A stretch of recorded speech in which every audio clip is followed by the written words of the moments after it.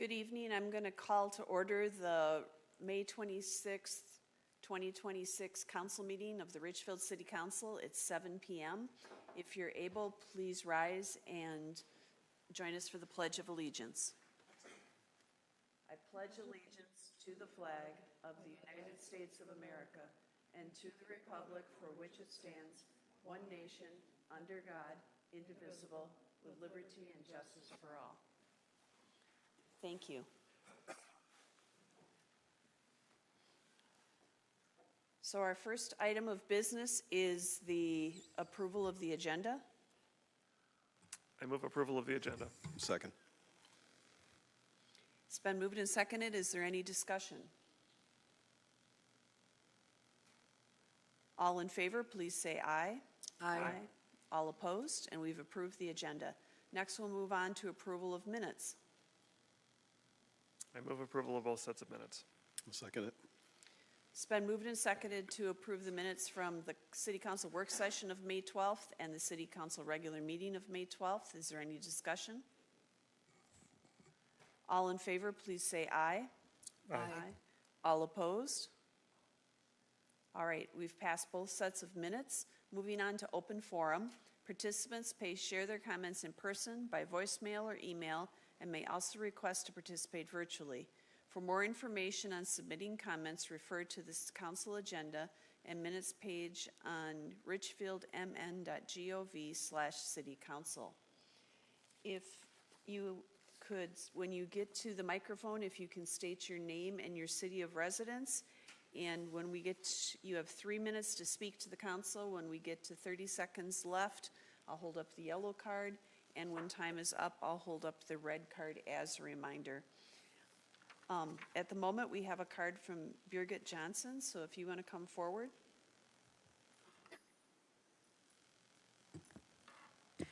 Birgit Johnson, Richfield. At the 5/12 City Council meeting, 2 statements stand out, one by Mayor Suppel before the open forum and the other by a speaker during the open forum. The mayor's statement asked for respect and kindness. The other statement appeared to be a form of victim blaming, shaming the person for calling the police in a recent police shooting where a young man was killed and a police officer was injured. Words she spoke in pain, I assume. In today's world, it's see something, say something, not see something and say nothing. It is akin to telling a woman she invited rape when she wore the wrong clothes. This was a trigger for victims of violence. Property crimes do need to be addressed by the police. Do we want people defending their properties themselves? Are we going to have gun battles in the street with so many people having guns? People have been shot recently encountering or confronting car prowlers. It is not against the law to not lock your car. All of us forget sometimes. It is to pull a gun out at a police officer. There was nothing said about the gun on the person that was shot. The speaker at the open forum did speak about the history of the killed man. That was enlightening. His name was DeSava Hollis, and his troubles did not start the day he was shot in Richfield. We found out that his father was murdered when he was 7. To me, we all failed him. We will all have to live with his death. We live with a legacy of slavery, colonialism, poverty, and my country of birth is not without blame. I have been in a situation where a gun was pulled on me multiple times by someone with a conceal and carry permit. And it's not one I want to relive. Police officers have many stressful and frustrating encounters all the time. They deal with our collective drama. Think of that. We will create more victims in a world without consequences. Take a look at our Facebook community page and a lot of the discourse there. So much disrespect. Never look at a person and think this person had it so easy. We want progress, not regress or selective progress. You never know about this other person. Be kind to others and with yourself. Lastly, the guns are the problem. What accountability and actions by authorities should have been taken to prevent individuals who should not have had access to guns? Thank you. Is there anyone else who wishes to speak for open forum? All right, then we'll move on to our next item, which is the proclamation celebrating Pride Month. And so I'd like to invite Kim Lutz to join me from the Human Rights Commission to receive the proclamation. Thank you.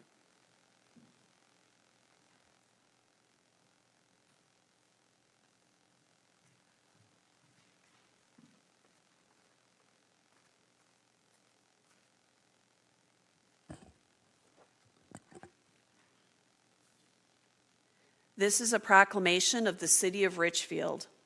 Whereas Pride Month is a positive stance against discrimination and violence towards individuals who identify as two-spirit, lesbian, gay, bisexual, transgender, queer, and/or questioning, intersex, and asexual, otherwise known as 2S LGBTQIA+, and celebrates sexual and gender identities. And whereas the month of June was chosen for Pride Month to commemorate the Stonewall riots, which occurred in June 1969, championed in part by two transgender women of color, Marsha P. Johnson and Sylvia Rivera, and became a catalyst for the 2S LGBTQIA+ movement. And whereas the Richfield City Council and staff identified the strategic importance of diversity, equity, and inclusion as core values and key components of a thriving hometown. And whereas the citizens of Richfield's Ward 2 elected its first openly gay city council member, Sean Hayford O'Leary, who has been their voice on the city council since 2021. And whereas Lee Finke was elected in 2021 to the Minnesota House of Representatives, becoming the first openly transgender person to ever serve in the Minnesota legislature. And whereas in 2011, 2 years prior to same-sex marriage becoming legal in the state of Minnesota, the City of Richfield established a domestic partnership registry as a means by which unmarried committed couples who resided or worked in Richfield and who shared a life and home together could document their relationship. And whereas, while the 2S LGBTQIA+ civil rights movement has achieved great progress, the federal government and many states threaten that progress by enacting dehumanizing policies designed to dismantle the basic human rights of our neighbors and friends in the 2S LGBTQIA+ community.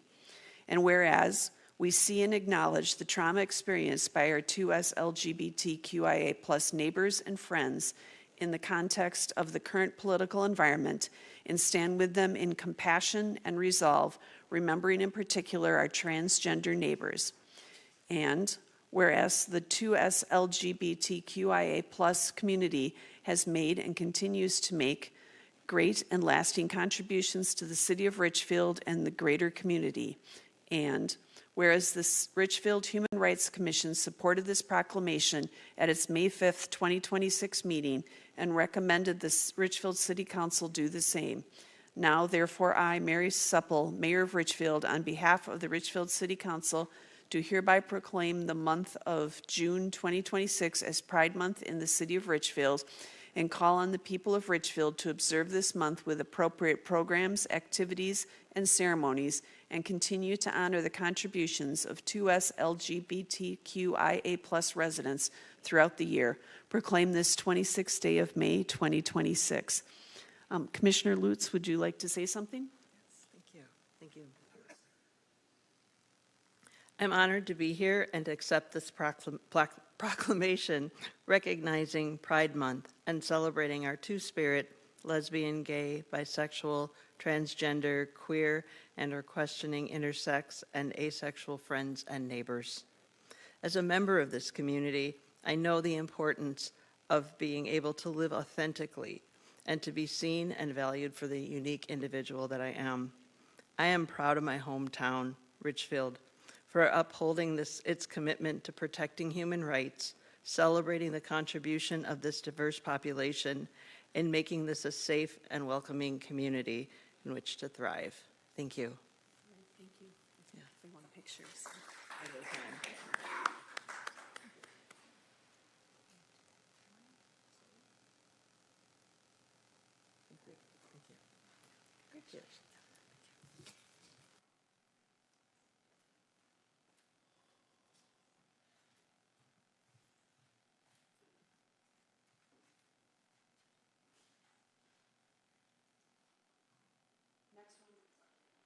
Next, we'll move on to the consent calendar. City Manager Rodriguez. Thank you, Mayor. The consent calendar contains several separate items which are acted upon by the City Council in one motion. Once the consent calendar has been approved, the individual items and recommended actions have also been approved. No further council action on these items is necessary. On tonight's consent calendar, item A, approve disbursements claims. Item B, approve a work order in the amount of $680,570 with Stantec Consulting Services, Inc.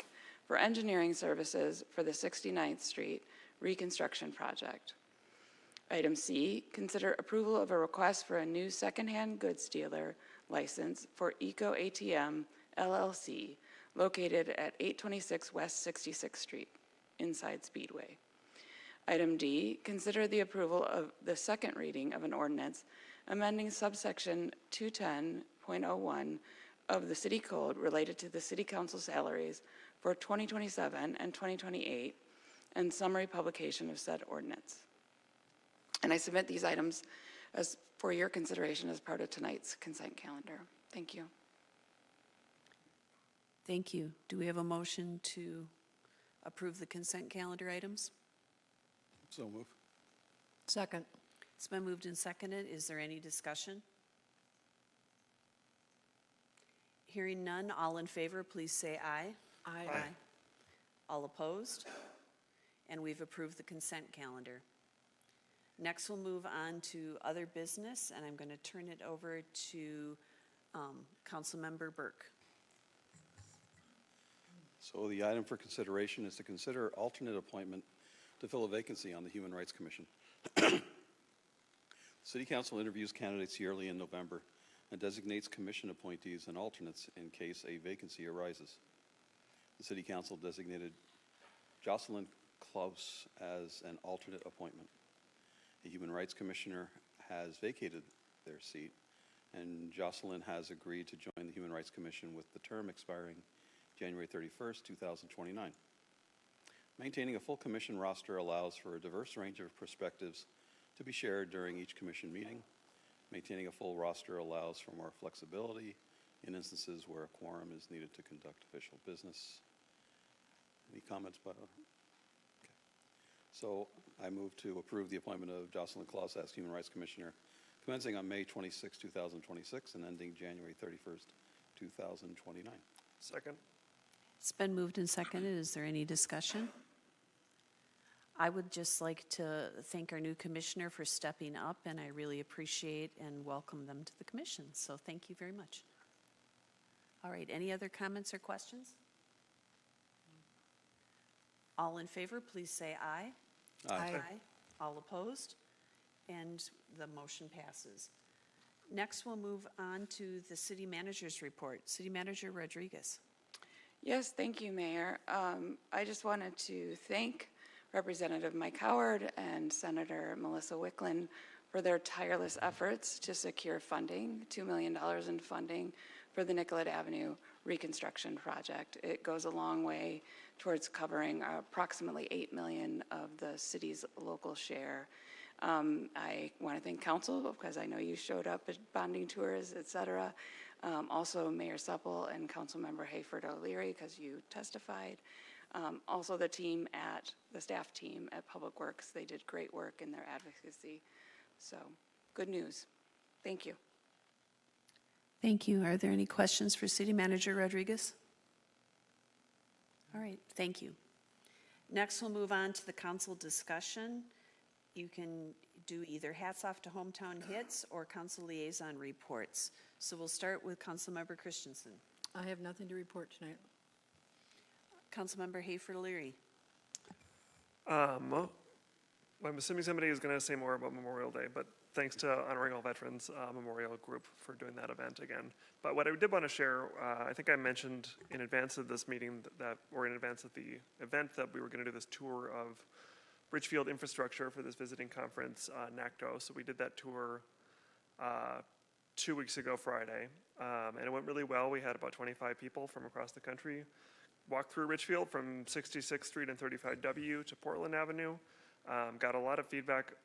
Honestly, a lot of just compliments and admiration. A lot of people were really impressed at what we've done as a small city, and basically like, how do we do this in our town? So that was great to hear. But there was one particular moment that I wanted to share, especially in light of this being the Pride Month resolution. One of the people on the tour asked about our Rainbow Roundabout at 67th and Lindale. And what was the origin of that? They complimented that it was both nice to see and it was like a nice landmark of just wayfinding. And I complimented that was done by the Arts Commission. That was not explicitly political messaging, but I sort of joked as a gay council member, I do enjoy seeing our quote unquote informal Pride Roundabout. Later on the tour, somebody who was a young transportation professional just out of college in Texas approached me, and he was gay, and he just said that it really impressed him that what he would have assumed was a conservative suburb was willing to welcome gay people in that way, that they were comfortable with that, and that it was meaningful to him to see that Rainbow Roundabout. So it was a reminder to me that like sometimes symbols can feel unimportant in the business of government, but they do. You never know when it's going to mean something to somebody, and it was nice to hear that. Thank you. Councilmember Burke. I recently drove by and then walked by and then bicycled by the pool. And I tell you, it looks amazing. Please go and see that pool. I want to thank residents who supported the resolution that made it happen to raise the funds for it. The slide looks great. The walkway that walks over the people sliding was kept. Even the fence around the darn thing looks great. So please, I encourage you all to get out there to the pool, at least see it, and more importantly, go play in it and have a good time. Thank you. Last week was National Public Works Week from May 17th to the 23rd, so I want to do a shout out to our Public Works Department and all of the things they do to keep us safe and to keep the lights on literally and to keep everything going, so we appreciate that. I also, Councilmember Hayford Leary mentioned the Honoring All Veterans Memorial. I do want to thank the board and all the volunteers that helped make that possible. There was a, if I can get my phone open here, there was a great celebration yesterday. The Richfield Symphonic Band provided the music. There was a color guard presentation, a flyover performance by the T6 Thunder, and our keynote was Lieutenant Lee of the Special Guerrilla Unit, and who were newly recognized as veterans by the state of Minnesota, and much more. So it was a really touching ceremony, and I want to thank everybody that organized that. With that, I have no further agenda items. Is there a motion to adjourn the meeting? So moved. Second. It's been moved and seconded. All in favor, please say aye. Aye. And all opposed? We stand adjourned. Thank you.